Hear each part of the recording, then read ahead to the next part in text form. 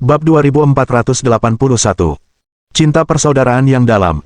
Lin Yi tersenyum, memahami maksud Ji Qingyan. Saat ini, jangan sebut dia. Lin Yi berhenti sejenak, aku akan pergi dalam beberapa hari dan akan butuh waktu sebelum aku bisa kembali. Tubuh Ji Qingyan gemetar, apakah akan ada bahaya? Jangan khawatir, tidak akan ada masalah. Aku sudah mengatur semuanya. Paling lama, aku akan kembali dalam sebulan. Ji Qingyan menoleh, menatap Lin Yi dengan profil yang menawan. Pokoknya, terserah kamu. Bayinya sudah 7 bulan. Kamu seharusnya tahu apa yang harus dilakukan. Melihat ekspresi kesal Ji Qingyan, senyum terbentuk di sudut mulut Lin Yi. Aku tahu. Aku pergi sekarang. Setelah mengucapkan kata-kata itu, Lin Yi berbalik dan pergi. Jaga keselamatan. Saat Lin Yi membuka pintu, Ji Qingyan berkata lembut dari belakang. Jika sesuatu terjadi padamu, aku juga tidak ingin hidup. Lin Yi pergi, dan ruangan menjadi sunyi. Ji Qingyan mungkin tidak tahu, tetapi kata-katanya memiliki kekuatan tak terbatas bagi Lin Yi. Setelah meninggalkan rumah, Lin Yi berkendara ke restoran barbecue Qin Han. Tuan Muda Lin, Anda sudah tiba. Pelayan di pintu masuk berkata dengan hormat. Lin Yi mengangguk, apakah mereka semua ada di kantor? Mereka sudah ada di sini beberapa saat, menunggumu. Lin Yi langsung masuk dan menuju ke kantor Qin Han. Ketiganya sudah ada di sana, dan ruangan itu dipenuhi bau asap. Seharusnya semuanya sudah siap, kan? Qin Han mengangguk, kali ini sedikit drama besar, sangat mendebarkan. Apa masalahnya? Awalnya kami berencana menggunakan kuantum, tetapi saya menghabiskan lebih dari $1 juta dan beralih ke yang terbesar di dunia, Ocean Symphony, yang dapat menampung lebih dari 5.000 orang. Bukan itu intinya, kata Lin Yi. Berapa banyak orang yang sebenarnya datang? Kami sudah pasti mengisinya, kata Qin Han. Lebih dari 60.000 orang mendaftar, dan setelah kami menyaring mereka, kami memilih semua individu yang berhasil. Qin Han melanjutkan. Kekayaan gabungan orang-orang ini hampir menyaingi kekayaan Bill Gates. Bagus, kata Lin Yi. Apakah kamu sudah memutuskan kapan kapal akan berlayar? Lusa. Apa masih ada yang perlu dipersiapkan? Kerjakan secepat mungkin. Saya sudah siap. Saya bisa pergi kapan saja. Aku juga memanggil 20 orang untukmu, mereka akan membantumu di kapal. Mereka menunggu di luar. Lin Yi sedikit mengernyit, sekaranglah saatnya dia kekurangan tangan. Bisakah orang-orang ini dipercaya? Tentu saja, mereka semua nekat. Selama ada uang, mereka akan melakukan apa saja. Kata Qin Han. Selain itu, jangan khawatir, benar-benar aman, mereka tidak akan menghalangi bisnis Anda. Baiklah, atur mereka untuk pergi ke Miami sekarang, kata Lin Yi sambil menyalakan sebatang rokok. Pastikan rahasianya dirahasiakan, jangan sampai ada yang tahu. Ini tahap terakhir, kalau ada kesalahan sekarang, semuanya akan hancur. Jangan khawatir, aku tahu itu. Sambil berbicara, Qin Han mengeluarkan walkie-talkie, hubungi semua orang. Dalam beberapa menit, ketukan terdengar di pintu kantor, dan Qin Han menjawab dari dalam. Berderak. Pintu kantor terbuka, dan 20 orang masuk dari luar. Lin Yi melirik, menyadari bahwa orang-orang ini semuanya berpakaian berbeda, ada yang tinggi, pendek, gemuk, kurus, mereka hampir tidak terlihat seperti prajurit biasa. Qin Han menunjuk salah satu pria berotot dan berkata, namanya Liu Donghai, dia pemimpin di antara orang-orang ini. Dia punya kasus pembunuhan, ditambah beberapa kasus penyerangan serius. Benar-benar tangguh. Lin Yi mengangguk sambil tersenyum dan berkata, kelihatannya cukup tangguh. Juga, aku sudah menemukan seseorang untukmu yang bisa berbahasa asing. Itu akan menghemat banyak masalahmu di luar negeri. Benar-benar ada seseorang di sini yang bisa berbicara bahasa asing. Qin Han menunjuk seorang pria berkacamata, namanya Zhou Hao, orang-orang di jalanan memanggilnya si tua. Dulu dia guru bahasa Inggris, dan lumayan jago juga. Bagaimana seorang guru bahasa Inggris bisa melakukan hal ini?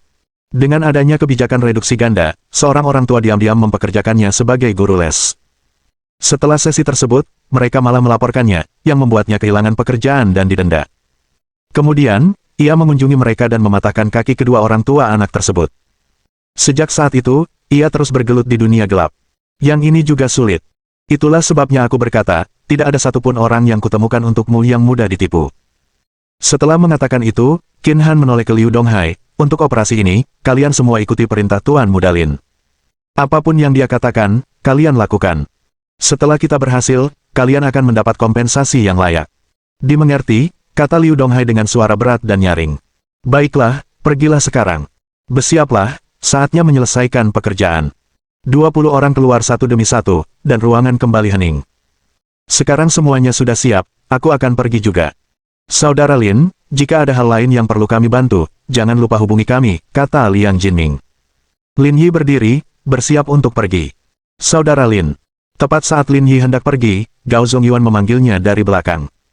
Ada apa? Jangan pergi. Jangan pergi. Aku khawatir sesuatu yang buruk akan terjadi padamu, kata Gao Zongyuan.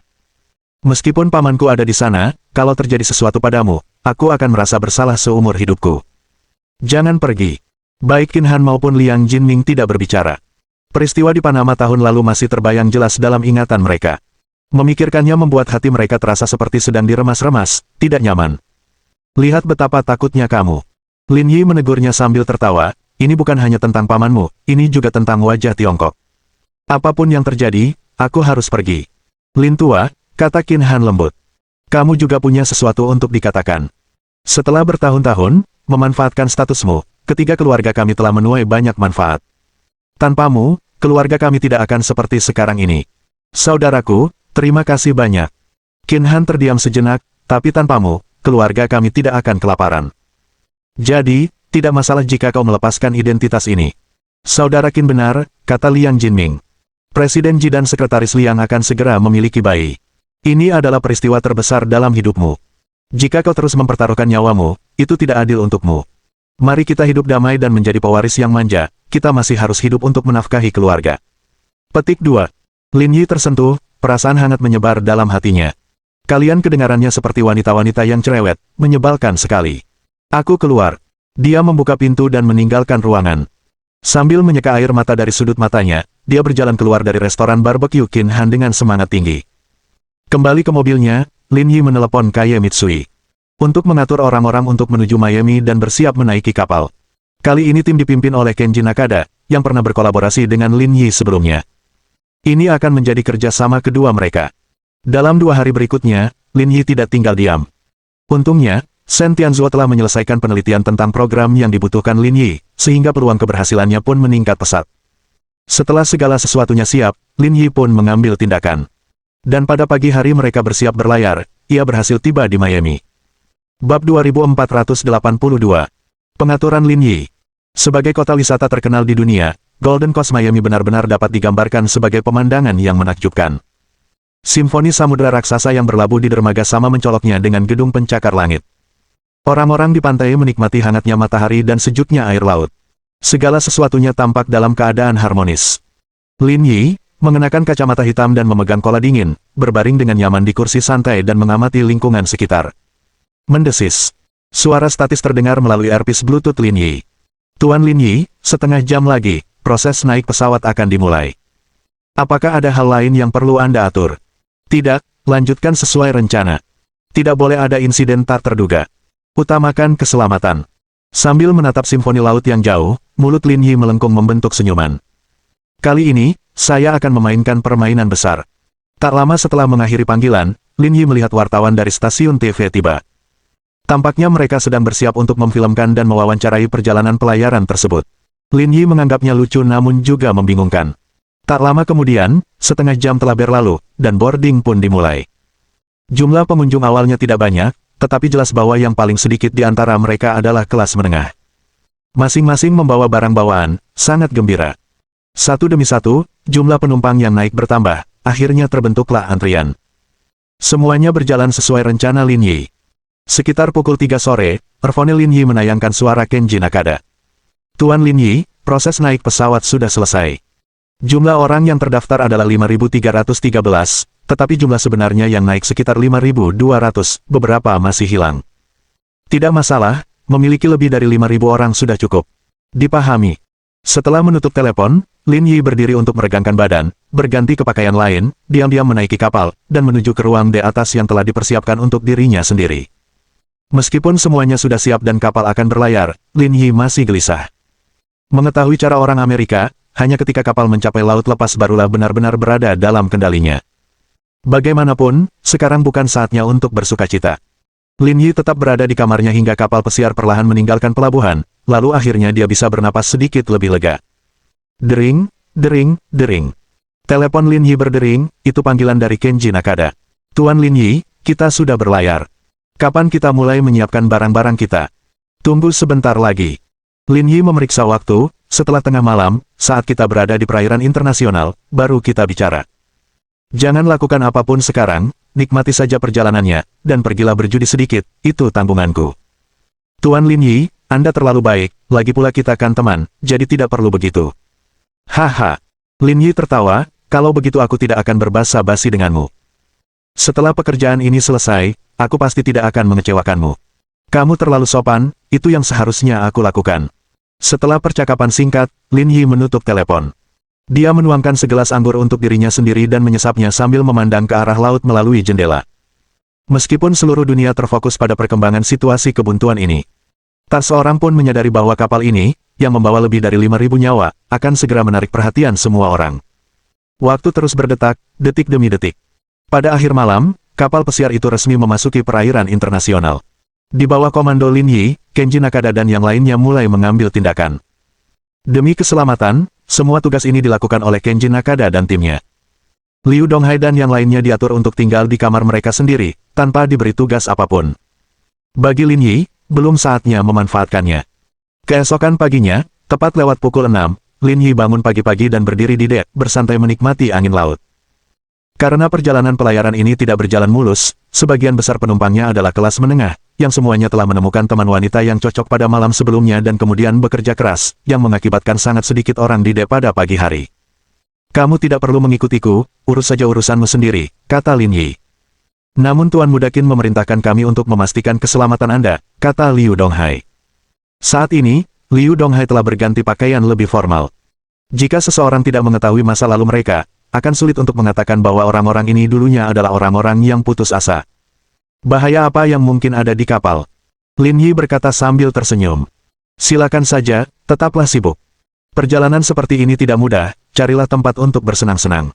Aku akan menanggung biaya kalian, dan kalau butuh, aku akan menelepon kalian. Liu Donghai dan orang lainnya saling bertukar pandang, keduanya tergoda. Keduanya bepergian ke luar negeri untuk pertama kalinya, dan ini juga pertama kalinya bagi mereka menaiki kapal pesiar mewah. Terlebih lagi, ada begitu banyak wanita untuk digoda di kapal, sehingga praktis ini adalah surga bagi para pria. Namun, karena tugas yang dipercayakan oleh Qin Han, mereka tidak berani bertindak sendiri. Jika tidak, Qin Han akan membunuh mereka. Apakah kamu yakin kami tidak dibutuhkan saat ini? Lin Yi mengangguk, bersenang-senanglah, tapi aku perlu mengingatkanmu satu hal. Tentu, silakan, desak mereka. Kalian ber-20, jangan berkelompok. Berpencar dan bertindak sendiri-sendiri, perintah Lin Yi. Kedua, jika kalian menemukan sesuatu yang mencurigakan atau tidak biasa, kirim seseorang untuk memberi tahu saya. Selebihnya, kalian tidak perlu melakukan apapun untuk saat ini. Ya, mengerti. Liu Donghai buru-buru menyetujui, gembira bertemu dengan generasi kedua yang kaya dan ramah. Setelah Liu Donghai dan orang lainnya pergi, Lin Yi berdiri di dek, terus memandangi ombak yang bergulung-gulung, tenggelam dalam pikirannya. Sementara itu, Liu Donghai dan yang lainnya, dalam kelompok 2 atau 3 orang, menuju ke ruang makan. 20 orang itu tiba di sudut dan menyebar ke meja yang berbeda, memesan cukup banyak makanan untuk mencoba sesuatu yang baru. Sial, bir asing ini susah banget ditelan, kata Liu Donghai. Pahit banget. Kamu hanya belum terbiasa, menurutku tidak apa-apa, haha. Pembicaranya adalah seorang pria botak bernama Sun Yaqiang, yang memiliki hubungan baik dengan Liu Donghai. Itu karena kamu adalah penyembah asing, apa bagusnya? Baiklah, sudahlah, jangan bahas lagi rasanya enak atau tidak, sela Sun Yaqiang. Menurutmu Tuan Muda Lin itu sebenarnya apa? Dia orangnya enak banget diajak ngobrol. Dia bergaul dengan Tuan Muda Qin, siapa lagi kalau bukan generasi kedua yang kaya, kata mereka. Tapi bukankah menurutmu dia terlalu mudah diatur? Sun Yaqiang melanjutkan. Tuan Muda Qin memberi kita 5 juta hanya untuk melindunginya, apakah dia punya identitas khusus? Jangan bingung, dia juga punya tugas untuk kita, hanya saja kita tidak dibutuhkan saat ini, kata Liu Donghai sambil menghisap rokok. Tapi, kami bisa dimanfaatkan untuk apa? Kami cuma sekelompok orang kasar. Biarkan aku memberitahumu sebuah rahasia, aku mendengarnya, kata Liu Donghai secara misterius. Perjalanan pesiar ini tampaknya telah diatur secara diam-diam oleh Tuan Muda Lin. Bab 2483. Takut piles. Benarkah itu? Berapa harganya? Seru penonton kaget. Mereka tidak kekurangan uang, itu sudah pasti. Kata Liu Donghai. Lagi pula, kalian semua sudah melihatnya. Di kapal ini, hubungan pria dan wanita semuanya campur aduk. Tadi malam ketika aku mencoba tidur, lorong penuh dengan erangan, membuatku terjaga sepanjang malam. Memang, aku juga mendengarnya, rasanya seperti pesta-pesta mewah, orang kaya memang tahu cara bersenang-senang yang mendebarkan. Jadi, dugaanku, alasanku membawa kita ke sini adalah untuk menjaga ketertiban, takut terjadi sesuatu. Tidak pernah menyangka, Tuan Muda Lin, yang begitu pendiam dan sopan, akan menyelenggarakan acara seperti ini. Jadi tugas kita adalah melindungi Tuan Muda Lin, kalau ada masalah, mudah terluka.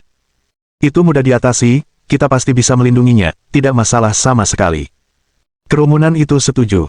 Setelah membahas Lin Yi, semua orang mengangkat gelas mereka dan mulai minum sepuasnya. Namun mereka tidak berani berbuat terlalu banyak, lagi pula Lin Yi sudah memperingatkan mereka, jangan sampai mereka terlalu mabuk dan melupakan urusan penting. Sial, masalah di saat seperti ini. Tepat saat mereka sedang minum, tiba-tiba terdengar umpatan seorang pria asing.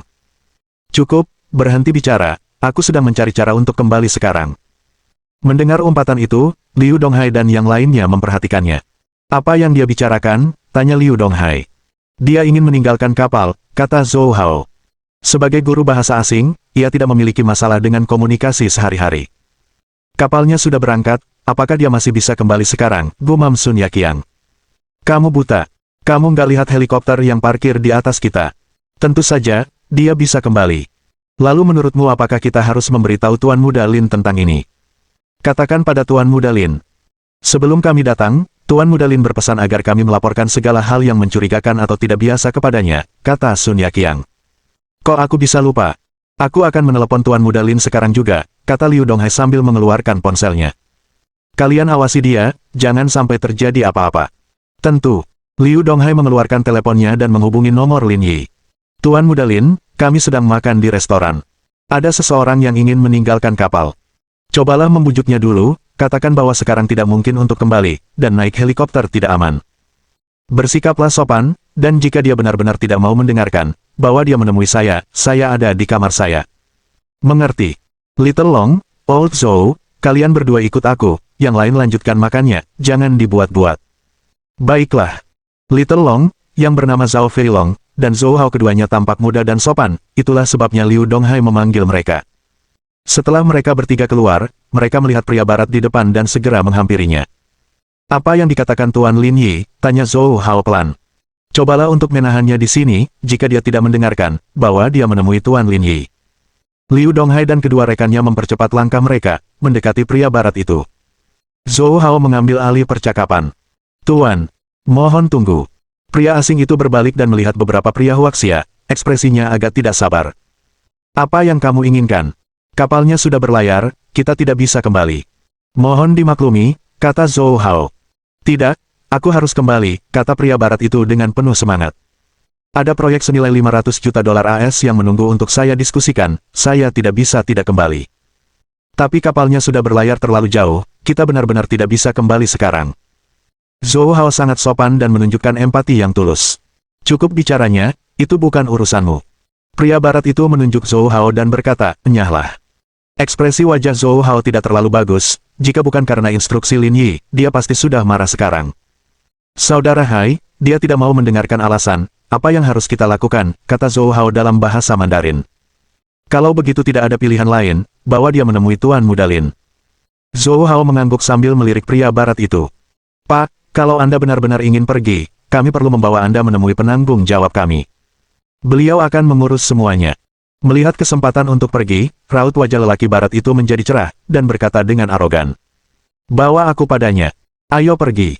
Keempat pria itu berjalan bersama pria barat itu menuju kamar tidur Lin Yi. Saudara Hai, anak ini keras kepala, bisakah Tuan Muda Lin meyakinkannya? Saya juga bingung, kata Liu Donghai. Dilihat dari kepribadian Tuan Muda Lin, dia adalah orang yang terpelajar, kurasa dia tidak akan membuat banyak kemajuan dengan orang seperti ini. Itulah mengapa saya bingung.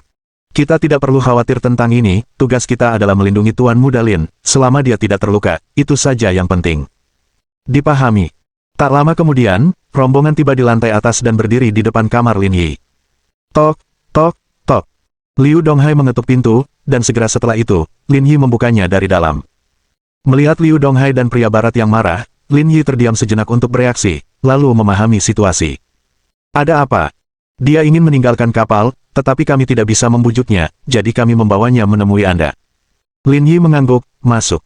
Kelompok itu memasuki ruangan, dan Lin Yi memberi isyarat kepada Liu Donghai untuk mengunci pintu. Kudengar kau bisa mengatur perjalananku pulang. Setelah masuk, pria barat itu langsung ke pokok permasalahan. Memang, tapi kembali dengan helikopter akan berbahaya, lebih baik bersantai di kapal, kata Lin Yi sambil tersenyum. Kau pikir aku tidak mau? Tapi orang-orang perusahaan sudah datang, memintaku kembali untuk bernegosiasi, 500 juta dolar penuh, aku tidak sanggup untuk tidak pergi. Sambil berbicara, pria barat itu mengeluarkan segepok uang tunai dan melemparkannya ke Lin Yi. Ini saranmu, cepatlah dan kirimkan aku kembali, jangan buang-buang waktu, waktuku sangat berharga. Liu Donghai dan yang lainnya terkejut, berani berbicara kepada Tuan Muda Lin seperti ini, apakah dia mencari pukulan? Apakah benar-benar tidak ada ruang untuk berdiskusi? Kau gila. Kau tahu betapa pentingnya urusanku. Apa kau sanggup menundanya? Cepat kirim aku kembali. Atau kubantai kau, geram pria barat itu. Baiklah, karena tidak ada gunanya bicara, tidak perlu dilanjutkan, kata Lin Yi acuh tak acuh. Tapi setiap orang di kapal ini penting bagiku, jadi aku tidak bisa membiarkanmu kembali. Hah, kau tidak bisa membiarkanku kembali. Pria barat itu langsung marah besar. Kau mempermainkanku. Kalau kau tidak bisa mengembalikanku, kenapa kau membawaku ke sini? Akulah yang menelepon, kata Lin Yi pelan. Aku tidak ingin mendengar omong kosongmu, aku akan melaporkanmu. Kamu mungkin tidak mendapat kesempatan itu. Sambil berbicara, Lin Yi mencengkeram kera pria barat itu, mencabut belati dari punggung bawahnya, dan menusukkannya ke perutnya. Tercengang. Pria barat itu memegang erat lukanya, matanya penuh ketakutan. Liu Donghai dan yang lainnya merasakan kaki mereka lemas, hampir terjatuh ke lantai. Dalam mimpi terliar mereka tidak dapat membayangkan Tuan Muda Lin yang berbudaya dan halus menusuk seseorang dengan pisau. Dorongan demi dorongan. Pisau itu awalnya berwarna putih, sekarang keluarnya berwarna merah. Kehidupan pria barat itu benar-benar musnah. Lin Yi mengambil handuk putih, menyeka darah dari belati. Buang dia ke laut. Bab 2484. Selamat, kamu telah diculik olehku. Saya mengerti. Butuh waktu cukup lama sebelum Liu Donghai dan ketiga rekannya tersadar kembali, merasa seolah-olah kaki mereka bukan milik mereka lagi, gemetar tak terkendali. Mereka berempat mula-mula membungkus pria barat itu dengan selimut, lalu melemparkannya melalui jendela ke laut tanpa seorang pun menyadarinya. Tuan Muda Lin, semuanya sudah diurus. Liu Donghai berkata dengan tergagap. Meskipun ia sendiri terlibat dalam kasus pembunuhan, sifat kejahatannya benar-benar berbeda dari Lin Yi. Baginya, membunuh seseorang semudah menghancurkan semut. Bagaimana Qin Han bisa mengenal orang seperti itu? Dan terlebih lagi, apakah orang yang begitu mengesankan benar-benar membutuhkan perlindunganku? Pergilah dan laksanakan tugasmu, terus awasi pergerakan di kapal, permintaan apapun bisa ditampung, hanya permintaan untuk turun saja yang tidak diizinkan. Dimengerti, dipahami. Setelah Liu Donghai dan yang lainnya pergi, mereka butuh waktu lama di luar untuk menenangkan diri. Sikap mereka terhadap Lin Yi telah mengalami perubahan drastis.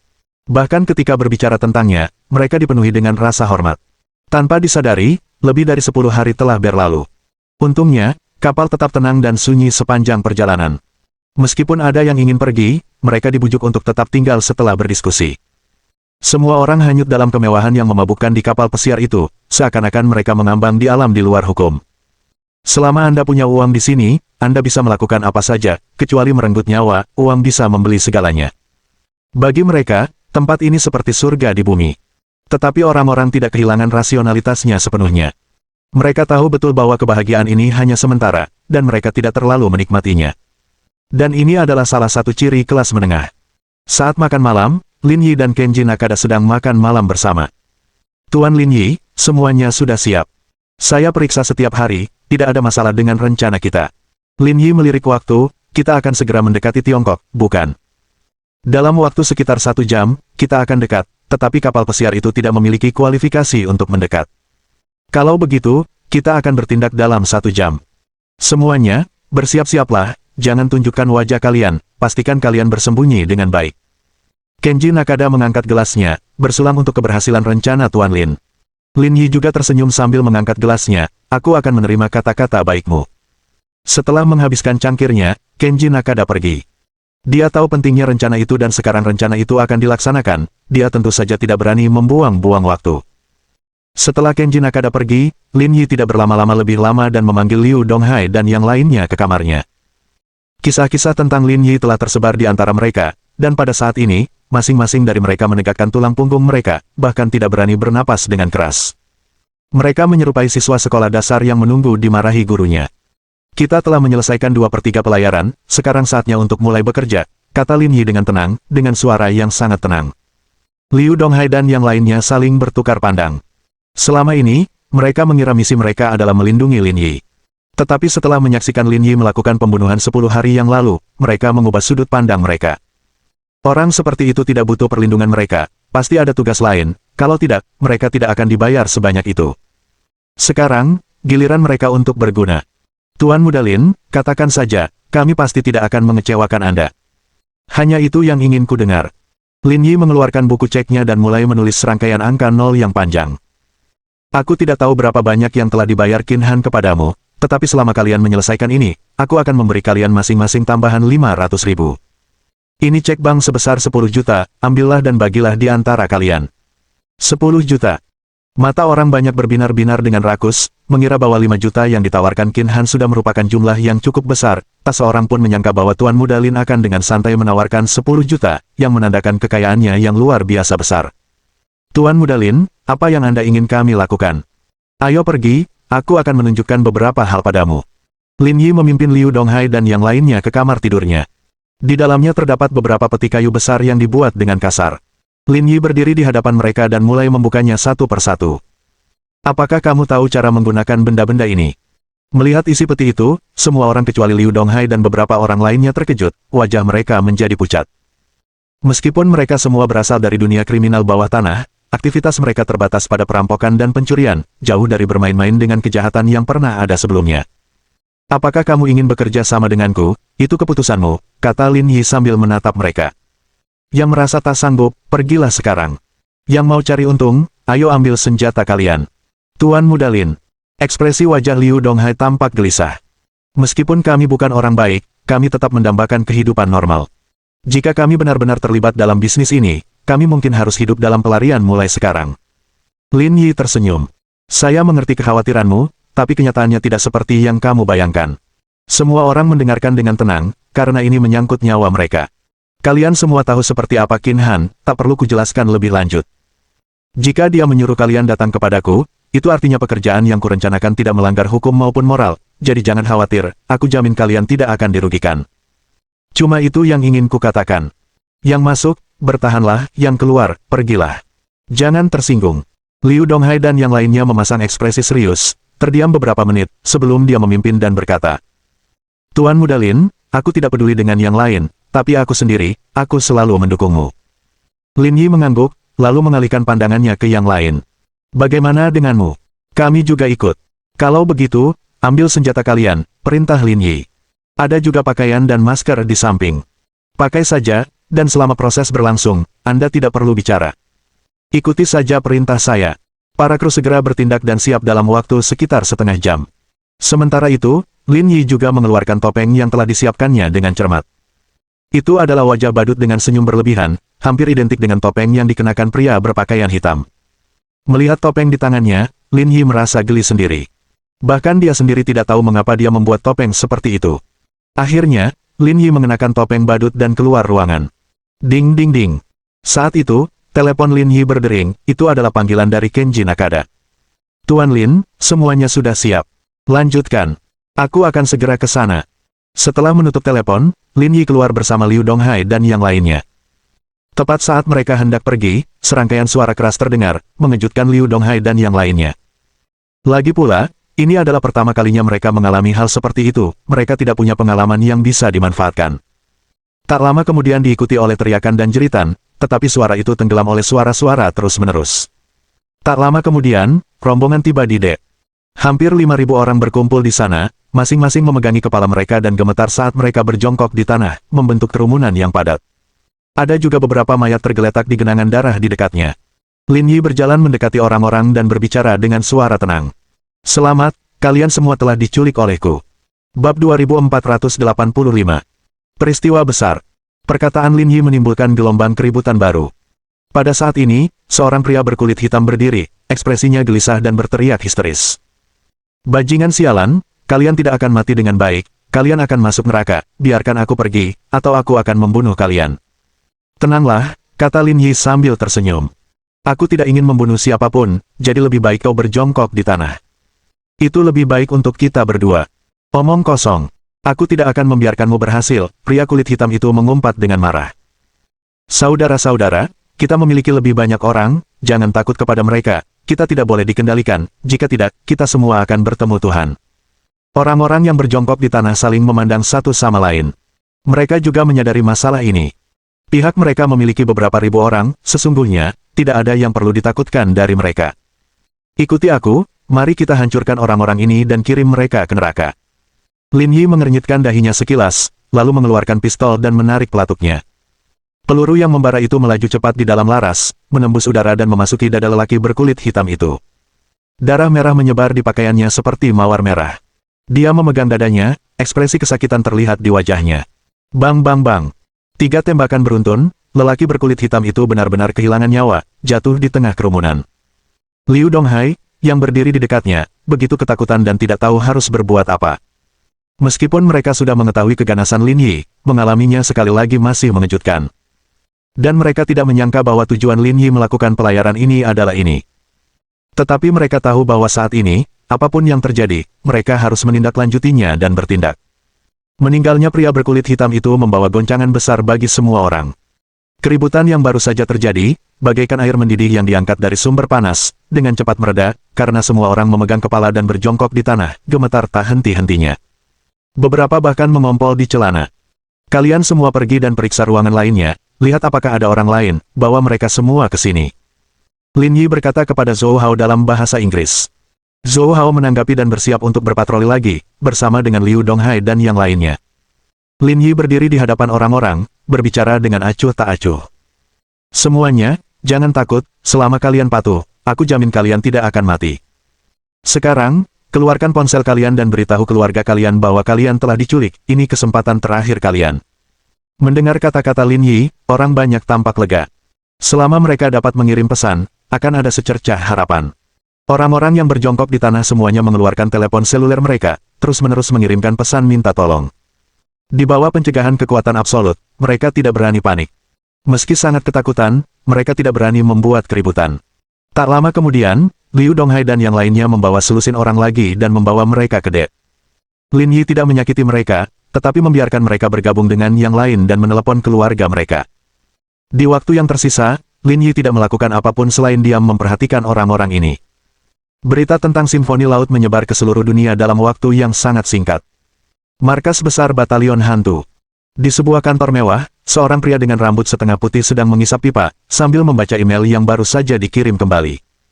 Namanya Gerard, pemimpin tertinggi unit hantu. Ini adalah tempat yang mirip dengan Brigade Garda Pusat, jadi posisi Gerard sangat tinggi, mirip dengan Liang Xianghe. Mencicit. Tiba-tiba, pintu kantor didorong terbuka, dan seorang pria seusia Gerard bergegas masuk. Namanya Campbell, wakil Gerard. Kudengar kau bicara dengan Liang Xianghe di telepon. Bagaimana hasilnya? Tanya Campbell buru-buru. Gerard mengangkat bahu tak berdaya, kau tahu orang seperti apa Liang Xianghe, dia tidak setuju denganku.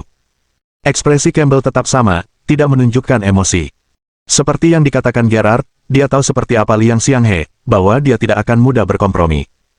Ini masalah yang sulit, mengancam Liang Xianghe bukanlah tugas yang mudah. Aku tahu itu, jadi kita perlu mengubah strategi kita menjadi perang opini publik melawannya, kata Gerard sambil menyesap pipa dan menyilangkan kaki. Saya yakin dia akan setuju membuat kesepakatan dengan saya. Opini publik. Apa yang akan kau lakukan? Tanya Campbell bingung.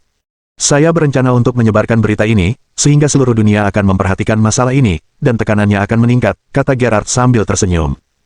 Jika itu terjadi, saya rasa dia tidak akan bisa tetap tenang dan akan menghubungi saya secara proaktif. Mata Campbell berbinar, aku mengerti, itu memang rencana yang bagus, Liang Xianghe tidak punya pilihan selain berkompromi. Itulah rencana yang sudah lama kupikirkan, dan itu adalah bagian terpenting dari strategiku, kata Gerard dengan bangga. Dia ingin memperpanjang masalah ini denganku, tapi aku tidak memberinya kesempatan itu. Baiklah, ayo kita lakukan. Aku akan mengirim seseorang untuk menyebarkan beritanya sebentar lagi, dan rencana kita akan berhasil. Ya, hal yang kita impikan akan segera berada di tangan kita. Campbell berdiri, siap untuk pergi. Tetapi pada saat ini, pintu kantor didorong terbuka, dan asisten Gerard berlari masuk dari luar. Tuan Gerard, ada insiden, kata asisten itu dengan tergesa-gesa. Simfoni Laut, yang berlayar dari sini lebih dari sebulan yang lalu, dengan lebih dari 5.000 orang di dalamnya, telah diambil alih. Apa? Diambil alih? Kemudian, asisten itu menjelaskan rincian kejadian itu kepada mereka berdua. Gerard dan Campbell berdiri tertegun, wajah mereka pucat pasi, pandangan mereka kosong, tidak mengatakan sepatah kata pun untuk waktu yang lama. Tuan Gerard, haruskah kita melakukan sesuatu? Tanya asisten itu. Orang-orang yang ada di dalam kapal adalah kaum elit dan kelas menengah masyarakat, jika sesuatu terjadi pada mereka, dampaknya tidak akan terukur. Gerard yang marah, melemparkan pipanya ke tanah hingga hancur. Itu dilakukan dengan sengaja. Tenanglah sedikit, kita perlu menemukan cara untuk menyelesaikan masalah ini, kata Campbell. Karena cerdas, mereka dengan cepat menghubungkan kejadian ini dengan diri mereka sendiri. Itu adalah paksaan untuk membuat mereka melepaskan seseorang. Tunggu sebentar, aku yakin mereka akan menghubungi kita lagi. Jangan panik sekarang. Brigade Garda Pusat, ruang pertemuan tempur. Liang Xianghe tengah menyiapkan langkah selanjutnya dari rencananya, berharap menemukan peluang di Pulau Tilia untuk bertukar demi penyelesaian situasi ini. Namun pada akhirnya, dia tidak tahu seberapa efektif hal itu. Tok tok tok.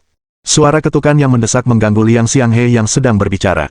Liang Xianghe mendongak dan memberi isyarat kepada Liu Hong. Yang terakhir mengerti maksudnya dan berdiri untuk membuka pintu ruang rapat.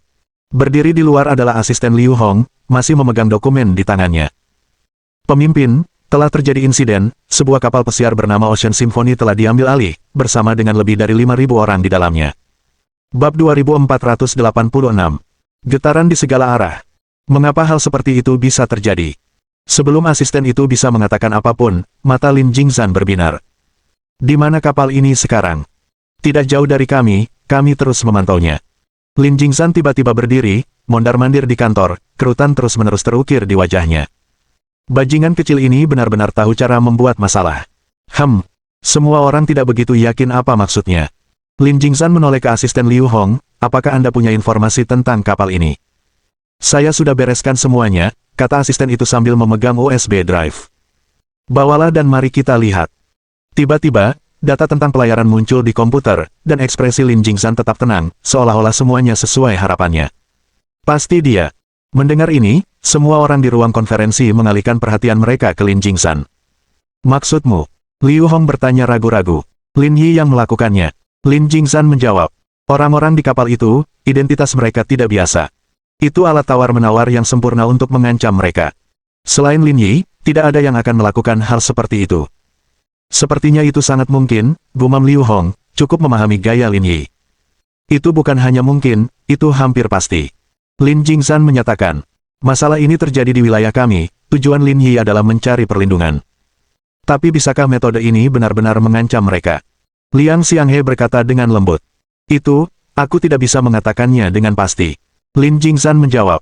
Namun orang-orang yang ditangkapnya sudah memiliki cukup alat tawar-menawar, cukup untuk duduk di meja perundingan. Semua orang terdiam, mempertimbangkan langkah selanjutnya. Sebelumnya, Brigade Garda Pusat bersikap pasif, tetapi berkat Lin Yi, meski tidak membalikkan keadaan, mereka memperoleh cukup pengaruh untuk menyamakan keadaan. Oleh karena itu, pada saat ini, tidak ada seorang pun yang merasa nyaman. Lin Jingzan mengeluarkan teleponnya dan menghubungi nomor Lin Yi.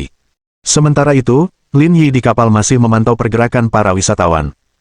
Sesekali ia melirik peta laut untuk mengetahui posisi kapal pesiar itu. Dia sangat menyadari bahwa kapalnya telah sampai sejauh ini tanpa peringatan apapun, tentunya Lin Jingzan sekarang pasti tahu apa yang sedang terjadi. Jika tidak akan bisa sedamai ini. Dering, dering, dering. Ponsel Lin Yi berdering, ternyata dari Lin Jingzan. Kamu sedang di laut, bukan? Di mana titik dokter akhirnya?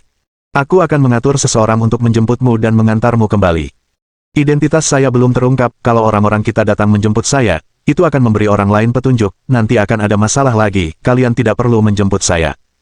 Menghadapi angin laut, wajah Lin Yi tanpa ekspresi, nadanya mengandung keceriaan yang tak terlukiskan. Jangan khawatir, aku sudah mengatur segalanya untuk apa yang akan terjadi selanjutnya, tunggu saja kabar baikku. Jangan main-main, nak, patuh saja. Nada bicara Lin Jingzan melunak, seperti orang tua yang baik hati. Dia sangat menyadari bahwa kedua belah pihak sedang dalam kebuntuan. Tidak seorang pun dapat menjamin bahwa pihak lain tidak akan melakukan sesuatu yang nekat. Oleh karena itu, Lin Jingzan sangat khawatir terhadap keselamatan Lin Yi dan berharap dia segera kembali. Jangan khawatir, aku akan segera menjadi seorang ayah, aku tidak akan main-main dengan hidupku sendiri, aku sudah memikirkan segalanya, tunggu kabar baikku. Setelah mengatakan ini, Lin Yi menutup telepon, suasana hatinya membaik secara signifikan. Karena Lin Jingzan tahu tentang masalah ini, Lin Yi sendiri tidak perlu khawatir lagi. Di tempat ini, tidak ada seorang pun yang berani menyentuhnya dari luar. Tuan Lin Yi, Gerard menelepon. Kenji Nakada mendekat dengan lembut, memegang telepon. Lin Yi mengangguk, mengambil telepon, dan berbicara dalam bahasa Inggris yang sempurna. Halo, Tuan Gerard, kata Lin Yi sambil tersenyum. Sudah berhari-hari berlalu, dan orang yang kita nantikan adalah dia. Aku perintahkan kamu untuk melepaskan orang itu, atau kamu akan mengalami kematian yang mengerikan. Tidak masalah, kau bisa mengirim seseorang ke sana. Paling buruk, kita semua akan mati bersama. Lagi pula, aku tidak akan rugi apa-apa, kata Lin Yi sambil tersenyum. Kalau kamu cuma punya waktu 3 hari, jangan bikin aku menunggu terlalu lama. Kalau setelah 72 jam, semuanya belum berjalan sesuai rencanaku, aku undang kamu untuk nonton pertunjukan yang bagus. Lin Yi secara aktif mengakhiri panggilan dan meninggalkan teleponnya. Siap berbicara dengan Gerard kapan saja. Setelah mengatur segalanya, Lin Yi merasa sedikit lega. Berbaring malas di dek, seolah sedang berlibur. Tanpa disadari, 2 hari telah berlalu. Peristiwa ini menyebar ke setiap sudut seperti tsunami. Sialan, kakak Lin sudah gila. Di bar, Liang Jinming, yang baru saja keluar dari kamar kecil, bergegas ke sisi Qin Han dan Gao Zongyuan. Apa-apaan ini? Gao Zongyuan mengumpat. Jangan minum sembarangan, kakak Lin dalam masalah. Hah? Qin Han dan Gao Zongyuan meletakkan gelas mereka secara bersamaan. Apa yang terjadi? Lihat saja sendiri. Liang Jinming menyerahkan teleponnya, menampilkan artikel berita. Keduanya mengambil telepon dan setelah membaca, wajah mereka berubah pucat. Sial, dia meminta kita menyiapkan perahu untuk ini. Sebelumnya, mereka hanya mengikuti rencana Lin Yi dan tidak tahu dia bermaksud melakukan hal seperti itu. Berita itu mengguncang mereka bertiga seolah-olah langit runtuh. Pulau Tilia, hutan Kandayat tahap awal. Lin Jingzan dan kelompoknya sedang melakukan penyesuaian, bersiap untuk bergerak maju. Di mana Song Jinmin? Dia belum kembali, tanya Lin Jingzan santai. Mungkin dia melihat seorang wanita dan pergi untuk melakukan percakapan intim, kata Red Esmira. Anjing sialan itu. Dalam beberapa menit, Song Jinmin, dengan sebatang rokok di mulutnya, berjalan kembali dari kejauhan. Lin Jingzan berdiri dan berteriak. Ayo, terus bergerak. Tunggu, ada sesuatu yang perlu kukatakan padamu. Apa itu? Song Jinmin melempar koran, putramu sudah gila, bawa dia ke dokter. Lin Jingzan membuka koran itu, awalnya mengerutkan kening, lalu ekspresinya menjadi rileks. Haha, itu anakku. Ruang konferensi tempur Brigade Garda Pusat. Suasana berat masih terasa. Beberapa hari ini, tak seorang pun pulang, kecuali Liang Xianghe dan Liu Hong. Semua tampak acak-acakan, dengan janggut liar, nyaris tak dikenali sebagai manusia. Mereka semua khawatir terhadap kesejahteraan Lin Yi, merasa gugup dan gelisah. Jika sesuatu benar-benar terjadi pada Lin Yi, itu akan menjadi pukulan besar bagi semua orang yang hadir. Berapa lama lagi? Tanya Liang Xianghe dengan suara rendah, rokok di mulutnya. 5 jam dan 42 menit. Masih belum ada pergerakan dari sisi itu, kan? Liu Hong mengangguk, kurasa mereka akan bertahan sampai saat terakhir. Jangan terlalu yakin, kita tidak punya banyak keuntungan, siapapun bisa membalikkan keadaan. Ekspresi Liu Hong bertentangan, ragu-ragu untuk waktu yang lama. Penatua Lu, jika mereka benar-benar membalikkan keadaan, apa yang harus kita lakukan? Saya sudah menyiapkan semua langkah pencegahan, saya tidak bisa menjamin yang lain, tapi saya pasti akan membawanya kembali. Bab 2487. Pikiran sejati Lin Yi. Titik fokus bagi semua orang pada awalnya adalah bagaimana memastikan keamanan buku-buku kuno dan membawa pulang orang-orang dengan selamat. Sekarang, semua perhatian beralih ke Lin Yi. Lawan, saat mereka bergerak, setidaknya menemukan daun ara untuk menutupi perilaku tidak tahu malu mereka. Namun Lin Yi bersikap lebih langsung, tidak mau repot-repot mencari alasan, itu seperti menamparkan wajah semua orang, lalu memaksa mereka untuk berkompromi. Meskipun pengaruh semua orang di kapal sangat besar, jika dibandingkan dengan nilai buku-buku kuno, sulit untuk menimbang mana yang lebih penting. Jika mereka mendorong pihak lain terlalu keras dan membalikkan meja, Lin Yi akan berada dalam bahaya. Liang Xianghe melirik jam dinding dan mendapati waktu berlalu sangat lambat, seolah-olah berhenti.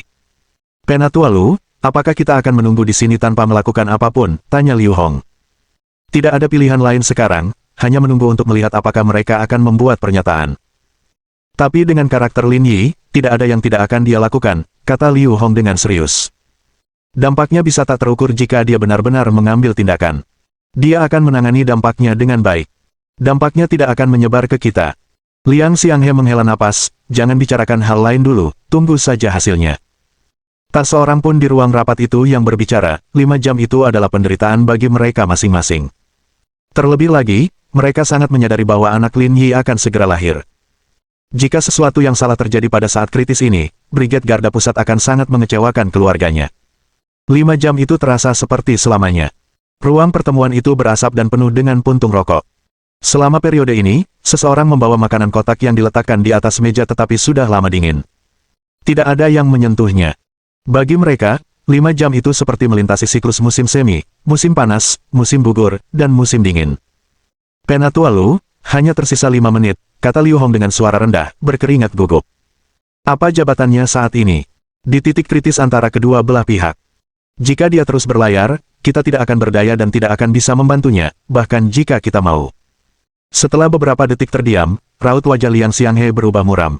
Mari kita tunggu. Lagi pula, inisiatif ada di tangan kita. Jarum detik dengan tekun menyelesaikan 5 putaran, 72 jam telah berlalu. Bagi mereka yang memperhatikan masalah ini, tirai telah dibuka, dan tidak seorang pun tahu bagaimana jalannya drama selanjutnya. Tetapi mereka semua percaya bahwa orang yang bertanggung jawab atas drama ini adalah orang gila. 10 menit kemudian berlalu, dan pintu ruang rapat didorong terbuka, asisten Liu Hong masuk. Kapal ketua tim Lin sedang bergerak menuju tujuan. Oke, aku tahu. Liang Xianghe menanggapi, dan ekspresi semua orang berubah lebih serius. Sebelum ini, tindakan Lin Yi berada dalam kendali mereka, mereka bahkan dapat secara paksa menghentikan urusan itu dengan kekuatan militer jika perlu. Namun sekarang, kesempatan itu telah hilang. Kantor Gerard. Gerard dan Campbell sedang duduk di kursi, keduanya tampak sangat serius. Di hadapan mereka terdapat layar lebar yang dengan jelas memperlihatkan pergerakan simfoni laut.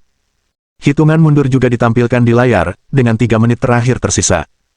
Beranikah dia melakukan itu? Kalau dia bertindak, dia juga tidak akan selamat, kata Campbell. Gerard, dengan pipa di mulutnya, berkata tanpa ekspresi. Aku yakin dia tidak akan berani. Kalau dia melakukan itu, kita bisa meraup lebih banyak keuntungan, dan aku rasa dia tidak akan bercanda tentang hidupnya sendiri. Analisismu masuk akal, tapi aku masih sedikit gugup, kata Campbell. Kalian harus menyadari bahwa mereka adalah bangsa yang tidak takut mati sejak zaman dahulu, dan kita telah menderita banyak kerugian dari mereka dalam sejarah. Waktu telah berubah, kita tidak bisa terus-menerus melihat masalah dengan perspektif lama, kata Gerard. Kau harus mengerti, orang-orang di kapal itu adalah alat tawar-menawar mereka. Tanpa mereka, mereka bahkan tidak akan punya kualifikasi untuk bernegosiasi denganku. Lalu kita hanya bisa menunggu waktu habis dan melihat apa yang akan dia lakukan. Gerard mengangguk, tak berbicara lagi, tatapannya tertuju pada hitungan mundur. Saat detik terakhir berlalu, keduanya menjadi tegang, seolah-olah hati mereka telah menciut bersama. Kapan saja selama masa ini, berita buruk bisa saja datang. Dia sudah bergerak. Campbell tiba-tiba berkata, dia belum mengambil tindakan apapun. Gerard tertawa, ekspresinya sombong. Dugaanku benar, dia hanya menggertak. Dia ingin mempertahankan orang-orang di kapal sebagai alat tawar-menawar. Dia tidak berani bergerak. Campbell bersantai dan dengan santai menyalakan sebatang rokok untuk dirinya sendiri. Saya pikir sekarang kita bisa mempertimbangkan bagaimana cara menghadapinya. Gerard mengangguk dan berkata dengan acuh tak acuh. Kamu urus saja urusanmu, tapi hati-hati, bisa saja terjadi kesalahan. Kau benar, masalah ini memang serius. Aku harus meluangkan waktu untuk pergi ke Jepang, untuk memastikan tidak ada yang salah. Mata Gerard bergerak, aku harus pergi. Aku mungkin harus segera bertemu Liang Xianghe. Pulau Tilia, hutan Kandaya. Sejak mengetahui tindakan Lin Yi, Lin Jingzhan dan kelompoknya menghentikan laju mereka, terus-menerus mengawasi informasi tentang Lin Yi. Ketika keadaan sudah berkembang ke titik ini, Lin Jingzhan samar-samar merasa ada sesuatu yang tidak beres dan memutuskan untuk berhenti beristirahat dan menyusun kembali rencana. Tak lama kemudian, Song Jinmin kembali, ekspresinya agak tidak wajar. Apakah kamu sudah tahu apa yang terjadi di luar? Mereka terus berlayar menuju ibu kota. Ibu kota. Ini tidak sepenuhnya seperti apa yang diantisipasi Lin Jingzhan. Batas waktu terakhir sudah lewat. Gerard belum bertindak apapun, dia hanya bisa melakukan ini. Itu artinya dia masih punya sedikit akal sehat, kata Red Esmira. Apa-apaan anak ini? Aku mulai tidak mengerti, kata Lin Jingzhan sambil mengerutkan kening. Apakah kamu juga menyadari ada yang aneh? Tanya Song Jinmin sambil menghisap rokok. Perilaku ini sekarang seperti memotong jalur mundurnya sendiri, tetapi tanpa meningkatkan taruhannya, itu adalah kesepakatan yang merugikan. Lin Jingzhan menyentuh dagunya dan berkata, Sepertinya ini bukan sesuatu yang akan dilakukan anakku. Aku juga berpikir begitu, tapi aku tidak bisa menebak apa yang sedang dia coba lakukan, kata Song Jinmin sambil mengangkat bahu. Karena situasinya sudah di luar kendali, sebaiknya kita mundur dulu, kita tidak bisa membahayakannya, usul Mira. Aku juga percaya begitu, kata Song Jinmin. Jika dia dalam bahaya, kakak ipar pasti akan mengeksekusi kita semua. Siapa bilang itu tidak benar? Tatapan semua orang tertuju pada Lin Jingzhan, menunggu dia membuat keputusan. Namun Lin Jingzhan tidak berbicara, dia hanya mengerutkan kening dalam-dalam, tatapannya setajam elang. Beberapa detik kemudian, ekspresinya tiba-tiba berubah. Cepat, carikan aku peta. Ini dia. Mira menyerahkan peta itu. Lin Jingzhan membentangkannya, dan hanya dengan sekilas, tatapannya beralih. Aku tahu apa yang sedang dia lakukan sekarang. Bab 2488. Rencana orang gila. Brigade Garda Pusat, ruang pertemuan operasi. Tatapan semua orang tertuju pada layar besar, mengamati setiap gerakan Lin Yi. Pertanyaan yang sama yang dimiliki Lin Jingzhan, terbentuk dalam pikiran mereka. Apa sebenarnya yang sedang Lin Yi coba lakukan? Ini benar-benar berbeda dengan perilakunya yang biasa. Dengan kepribadian Lin Yi, dia tidak akan pernah menghentikan langkahnya sendiri sebelum kesuksesan terjamin, kata Liu Hong. Itulah yang juga tidak bisa kupahami, kata Liang Xianghe perlahan. Tidak lama lagi kapal pesiar itu akan tiba di pelabuhan, pasti sudah ada orang-orang yang menunggunya di sana. Kekhawatiran mereka berdua dirasakan oleh semua orang. Mereka sama sekali tidak tahu apa yang dipikirkan Lin Yi. Tepat saat ruang pertemuan menjadi sunyi, Liang Xianghe berkata dengan suara rendah. Matahari kecil, perbesar petanya. Semua orang tampak bingung, mengalihkan perhatian mereka ke Liang Xianghe. Mereka memperhatikan ekspresinya seserius balok es yang tidak mencair. Anggota staf Garda Pusat, Little Sun berdiri dan memperbesar peta di layar. Liang Xianghe menatap tajam saat semua orang memperhatikan otot-otot di sudut matanya berkedut. Anak ini benar-benar berani. Penatua Lu, apakah kau sudah menebak apa yang sedang dia rencanakan? Tanya Liu Hong cemas. Targetnya sama sekali bukan pelabuhan Jiutou. Begitu kata-kata itu keluar, semua orang terkejut, kalau begitu dia. Yokosuka. Yokosuka. Ya.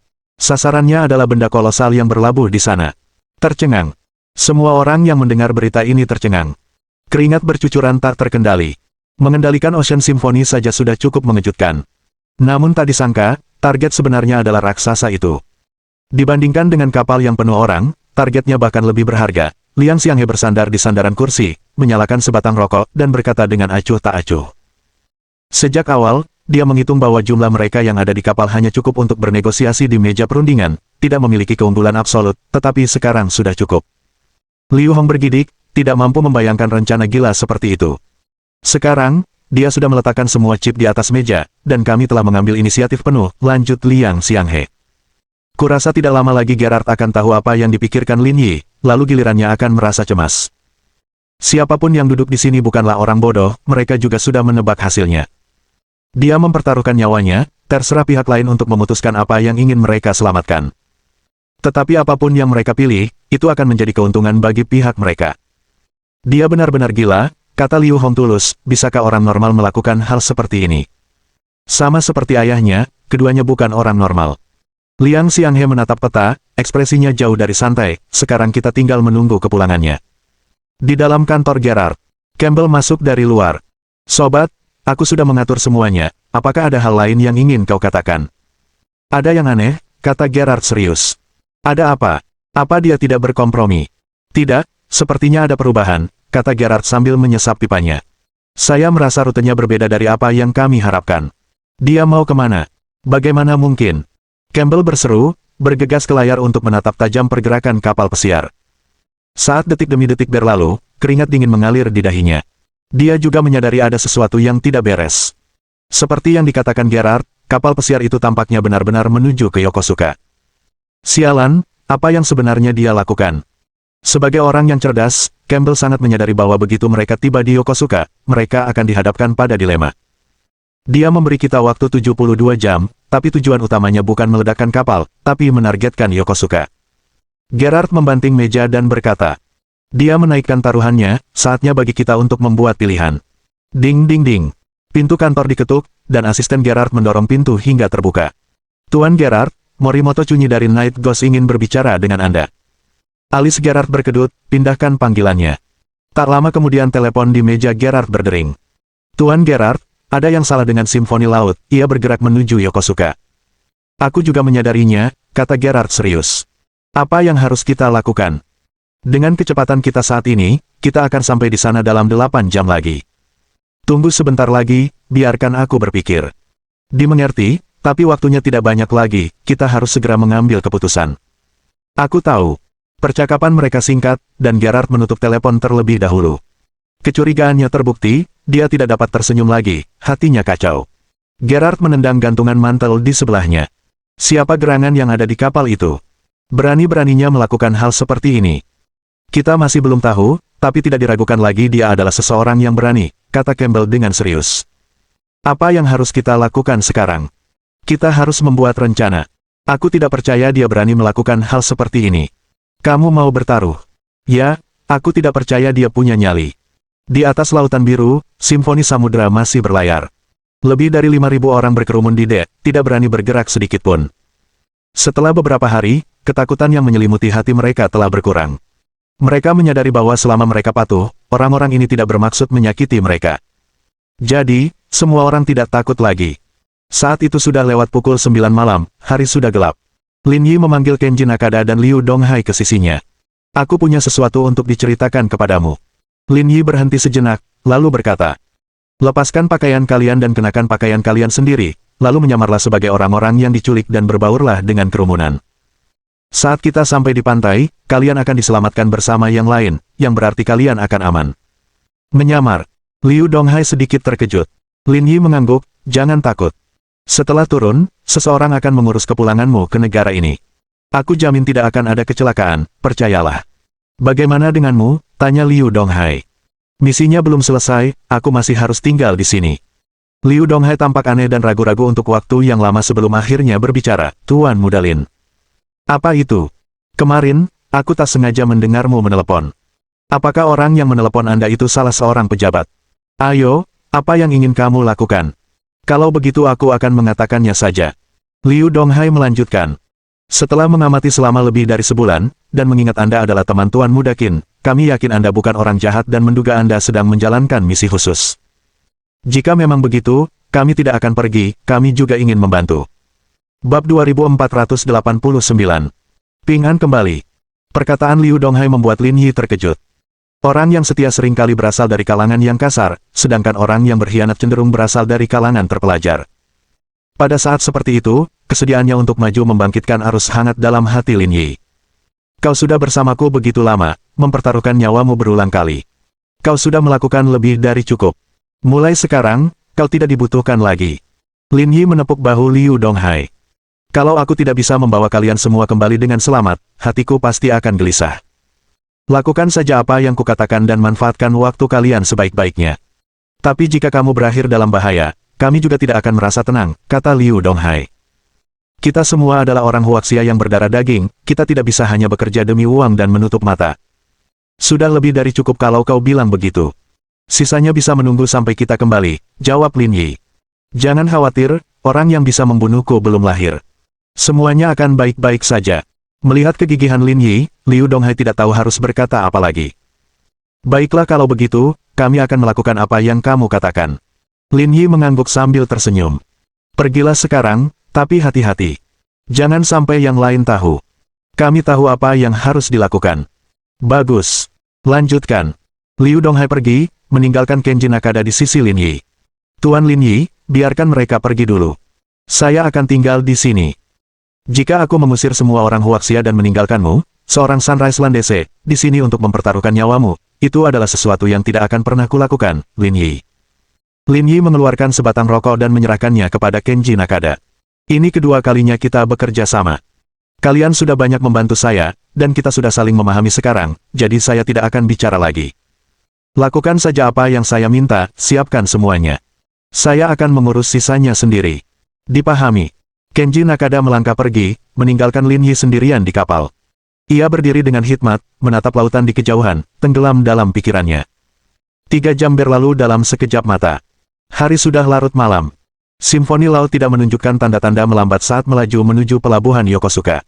Sementara itu, Gerard panik seperti semut di wajan panas. Beberapa saat yang lalu, Morimoto Chunyi menelepon, mengatakan bahwa simfoni laut sedang melaju kencang dan menimbulkan ancaman terhadap keselamatan pelabuhan. Secara naluriah, Gerard melihat jam di dinding, kurang dari 1 jam tersisa.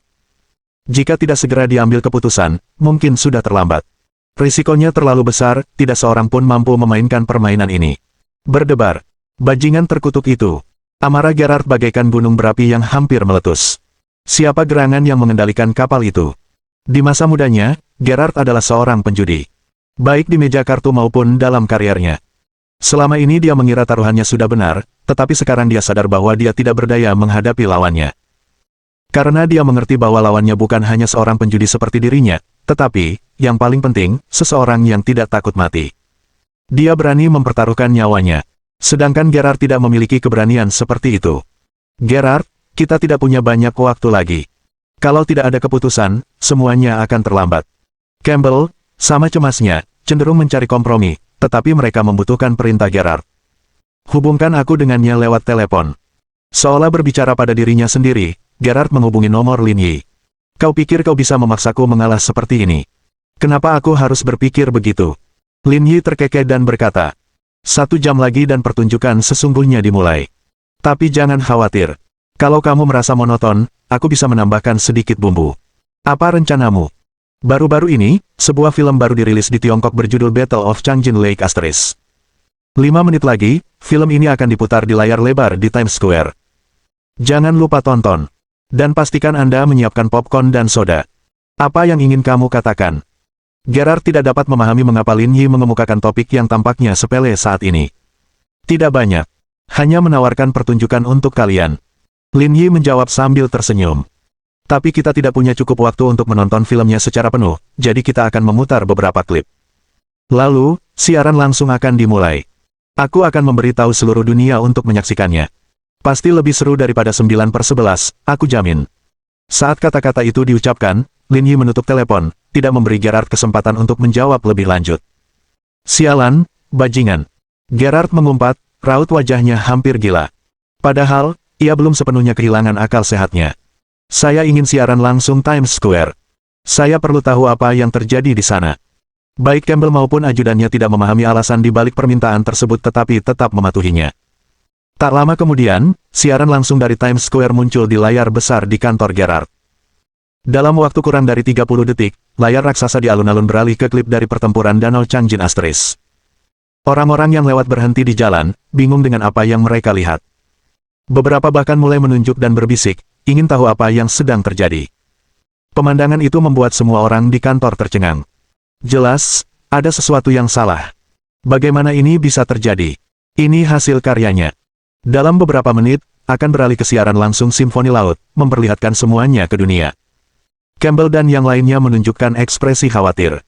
Jika itu benar-benar terjadi, dampak negatif yang ditimbulkannya akan setara dengan tragedi bersejarah. Gerard, kita kehabisan waktu, desak Campbell dengan cemas. Kita tidak perlu menunggu bencana. Rilis rekamannya saja sudah cukup untuk memastikan kehancuran kita. Aku tahu. Tangan Gerard mengepal erat, giginya bergemeletuk keras, seperti derit rem. Panggil aku Liang Xianghe. Saya akan mengaturnya, jawab ajudan itu. Dan pesankan aku tiket pesawat. Aku mau ke Jepang. Aku harus menangkap bajingan itu sendiri. Keduanya tidak langsung menutup telepon. Setelah hening sejenak, Liang Xianghe berkata dengan lembut. Kembalilah dengan selamat. Saya akan. Saat panggilan berakhir, Lin Yi menghela napas lega. Perjudian besar ini tidak sia-sia. Sekarang, dia harus mencari cara untuk kembali dengan selamat. Melirik arlojinya, waktu menunjukkan pukul 6 sore. Sudah waktunya untuk mengatur pendaratan. Beberapa menit kemudian, Lin Yi menelepon Kaye Mitsui. Ia menghabiskan setengah jam berikutnya untuk menjelaskan instruksi, dan baru menutup telepon setelah semuanya beres. Menjelang tengah malam, angin laut berubah sangat dingin. Simfoni Laut mengubah arahnya dan mulai menuju pelabuhan Kyoto. Namun ekspresi Lin Yi tetap sangat serius. Dia tahu, fase paling berbahaya dari rencana itu baru saja dimulai. Bab 2490. Lin Yi menghilang. Saat fajar menyingsing, cahaya matahari terbit secara bertahap menyebar melintasi lautan biru tua dari cakrawala samudra. Lin Yi membetulkan topeng di wajahnya dan diam-diam menghilang ke dalam Ocean Symphony, seakan-akan ia menghilang begitu saja. Sekitar 2 jam kemudian, Simfoni Haixiang perlahan memasuki pelabuhan Kyoto. Pada saat ini, kebingungan melanda semua orang di kapal. Mereka mendapati semua orang yang menjaga mereka di kapal telah menghilang tanpa jejak. Tidak peduli seberapa keras mereka berteriak, berdiskusi, atau bahkan berdiri, tidak ada seorang pun yang menegur mereka. Secara bertahap, orang-orang asing yang lebih berani mulai bergerak di sekitar kapal, tetapi tetap saja, tidak ada hal aneh yang terjadi. Kerumunan itu saling bertukar pandang, dan pada saat itu, sebuah pikiran berani muncul di benak mereka, mereka tampaknya telah diselamatkan. Setelah sekitar 10 menit menguji lingkungan mereka, tidak terjadi apa-apa. Emosi yang terpendam langsung meledak. Bahkan orang asing yang belum pernah bertemu pun saling berpelukan dan menangis terang-terangan. Merayakan kelangsungan hidup mereka selama cobaan yang berbahaya. Sementara itu, Kenji Nakada dan Liu Donghai memainkan peran mereka dengan meyakinkan. Mereka sepenuhnya memahami bahwa kegagalan bertindak meyakinkan dapat berarti kehancuran mereka sendiri. Namun, mereka juga bingung, kemana Lin Yi pergi. Bagaimana dia akan turun dari kapal? Jika memungkinkan, Lin Yi ingin membaur dengan kerumunan dan menyelinap pergi tanpa diketahui. Tetapi dia sadar betul bahwa jika dia mengungkapkan dirinya, permainan akan berakhir. Waktu mengalir seperti air saat simfoni laut perlahan mendekati dermaga. Seluruh pelabuhan telah dikunci dengan pengamanan ketat, blokade total. Rasanya hampir mustahil untuk keluar dari sini. Melihat orang-orang berdiri di pantai, para penumpang kapal dengan panik melambaikan tangan mereka. Itu adalah kerinduan mereka yang sangat besar terhadap kehidupan. Akhirnya, Ocean Symphony yang besar berlabuh. Tidak ada hal berbahaya yang terjadi selama proses tersebut, dan para pejabat menjadi yang pertama naik dan segera menyegel kapal. Satu demi satu, para sandera dikawal keluar dari kapal. Kenji Nakada, Liu Donghai, dan kelompok mereka tidak menghadapi kecurigaan. Berkat orang-orang kaya Mitsui yang berbaur secara diam-diam dengan mereka dan memberikan bantuan halus, mereka berhasil melarikan diri melalui pelabuhan. Pengawas resmi Morimoto Chunyi menggeledah kapal tanpa lelah namun gagal menemukan satu pun pembajak, sehingga membuatnya gelisah. Apa yang terjadi? Kemana para pembajak pergi?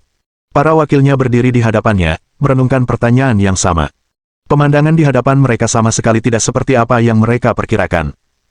Terasa seolah-olah ini adalah kapal pesiar tanpa pilot yang tidak mengalami insiden besar apapun. Saya sudah menemukan jawabannya, seru salah satu wakil Morimoto Chunyi. Mereka mungkin berbaur dengan penumpang dan melarikan diri bersama mereka. Mereka benar-benar melakukannya. Morimoto Chunyi membeku karena terkejut, taktik Lin Yi telah membuatnya benar-benar terguncang. Tangkap semua penumpang dan lakukan pemeriksaan identitas secara menyeluruh, jangan biarkan satu orang pun lolos. Dipahami. Lebih dari 20 prajurit bergegas turun dari kapal, menyebarkan perintah Morimoto Chunyi dan bersiap untuk pemeriksaan terperinci terhadap penumpang yang turun satu demi satu. Namun saat itu, sudah terlambat. Lin Yi sebenarnya telah mengatur rencana pelarian yang lebih aman dan lebih rahasia, sementara pemikiran konvensional Morimoto Chunyi secara tidak sengaja memfasilitasi mundurnya mereka. Pada saat ini, kelompok Lin Yi telah menaiki kendaraan dan menyelinap pergi di tengah kekacauan di pelabuhan. Namun masih belum ada kabar dari Lin Yi. Berjam-jam berlalu dengan pemeriksaan terus-menerus terhadap para penumpang, tetapi tidak ditemukan orang yang mencurigakan. Para petugas mengintensifkan pemeriksaan di atas kapal. Proses berpikir mereka sederhana, karena kapal telah ditutup saat berlabuh, dengan kapal dan penumpangnya berada di bawah kendali penuh, mustahil bagi siapapun untuk melarikan diri. Meski tidak ditemukan bukti atau jejak mencurigakan di kapal, mereka menolak menyerah. Sementara itu, Gerard telah tiba di Jepang dan telah bertemu dengan Morimoto Chunyi. Masih belum ada petunjuk, tanya Gerard dengan wajah tegas. Meskipun keduanya memiliki kedudukan yang setara, Morimoto Chunyi tampak hormat di hadapan Gerard, berbicara dengan sangat sopan seolah-olah di hadapan seorang leluhur yang dihormati. Kami telah mengirimkan lebih banyak personel untuk melakukan pencarian, namun belum ada hasil. Itu tidak mungkin, bentak Gerard. Anda telah menguncinya sejak kedatangan mereka, tidak seorang pun bisa lolos. Bukan hanya Morimoto Chunyi yang tidak mampu memahami strategi Lin Yi, tetapi Gerard juga sama bingungnya. Manusia bukanlah mesin, mengelola ribuan orang yang turun sekaligus, ditambah dengan kebingungan yang disebabkan oleh agen kaya Mitsui, mau tidak mau menyebabkan kelalaian. Menurutmu, apakah masih ada orang yang bersembunyi di dalam kapal? Tanya Morimoto Chunyi. Itu mungkin saja. Gerard bersandar di kursinya. Jika tebakanku benar, orang di balik aksi ini kemungkinan besar anggota Brigade Garda Pusat. Jangan anggap ini sebagai hal yang biasa. Morimoto Chunyi mengangguk pelan. Ia sangat memahami hal ini. Tidak ada orang biasa yang akan merancang strategi seperti itu untuk memaksanya. Saya pikir dalang di sini bukan hanya anggota biasa dari Brigade Garda Pusat, kata Morimoto Chunyi. Bisa jadi seseorang dari tim Yanlong atau mungkin salah satu dari 4 pemimpin tim Brigade Garda Pusat. Tim Yanlong beroperasi di pulau itu dan kemungkinan besar tidak terlibat di sini, jawab Gerard. Fokus kita seharusnya pada 4 pemimpin tim dari Brigade Garda Pusat. Kalau begitu aku akan memanggil pemimpin tim hantu malam. Morimoto Chunyi memberi perintah agar pemimpin regu hantu malam dibawa kemari. Berdasarkan laporan bawahannya, mereka seharusnya dapat mengumpulkan beberapa wawasan. Sekitar 1 jam kemudian, keduanya dengan mudah mempersempit fokus mereka ke Lin Yi. Dan itu tidak terlalu sulit. Dari keempat pemimpin tim di Brigade Garda Pusat, 2 di antaranya adalah perempuan, sehingga mereka terhindar dari kecurigaan.